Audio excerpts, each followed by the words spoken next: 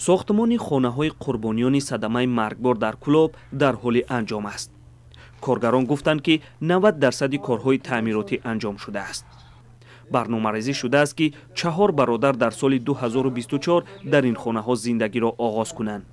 با گفته خانواده یاروف‌ها آنها از بازسازی خانه‌هایشان راضی هستند. پیش از سال نو وعده دادن که میسپاریم خانه را.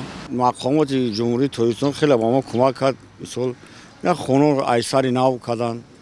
تمام تجهیزاتش قطعی یاری دستگیری کردند. حالا خانواده یاروف‌ها در بقیه خانه‌های ویرانه به سر میبرند. خانه‌های نوساخت 100 متر از محل صدمه قرار دارند. با پرره انجام شدن ساختمان قرار است از این مکان صدموی به خانه نو منتقل شوند. در حکومت محلی وعده داده بودند که ساخت و ساز تا زمستان به پایان خواهد رسید. هر یکی از مقامات برای ساختن این 4 خانه مسئول هستند. امام خطیبان مسجدها موظف شده بودند تا یک خانه را بنیاد کنند. حالا 2 خانه توسط حکومت کلاب ساخته می شود و 1 خانه توسط حکومت ولایت.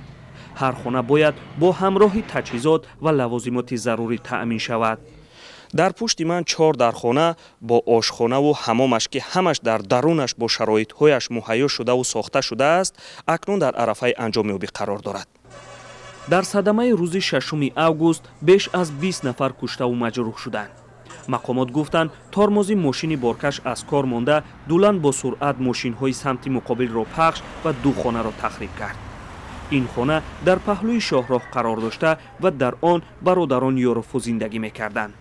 حکومت پس از صدمه تصمیم گرفت به عائله یاروف‌ها خانه بنیاد کند.